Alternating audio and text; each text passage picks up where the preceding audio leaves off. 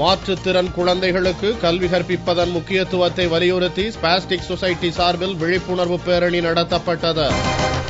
அனைவருக்கும் கல்வி திட்டத்தின் கீழ் மாற்றுத்திறனுடையோருக்கான உள்ளடங்கிய கல்வி திட்டத்தை ராயபுரம், பெரம்பூர், புரசைவாக்கம், திருவல்லிக்கேணி ஆகிய மண்டலங்களில் ஸ்பாஸ்டிக் சொசைட்டி மிக சிறப்பான முறையில் செயல்படுத்தி வருகிறது.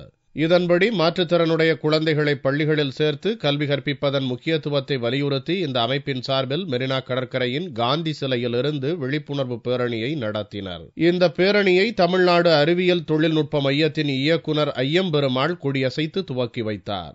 மாற்றுத்திறனுடைய குழந்தைங்க நிறைய பேருக்கு அவங்களும் regular classroom, integrated class ரூமுக்கு வந்து கல்வி பயிலறதுக்கான ஒரு வாய்ப்பு நிறையவே இருக்கு. அது எல்லாருக்குமே தெரியணும். இன்னும் நிறைய குழந்தைங்க இப்போ மூளை முடக்குவாதம் வந்த குழந்தைங்க, இல்ல மூளை வளர்ச்சி குறையுடையோர், அந்த மாதிரி இருக்கிற பல்வேறு மாற்றுத்திறன் படைத்த குழந்தைகள் இன்னும் கல்வி திட்டத்தின் மூலமா பயனடையணும், இன்னும் எல்லாருக்குமே இந்த மெசேஜ் சென்று அடையணும் அப்படின்னு தான் இன்னைக்கு இந்த அவேர்னஸ் ப்ரோக்ராம் ஏற்பாடு பண்ணியிருக்கோம். இந்த பேரணியில் 100க்கும் மேற்பட்ட பள்ளி மாணவ மாணவிகள் கலந்து கொண்டனர்.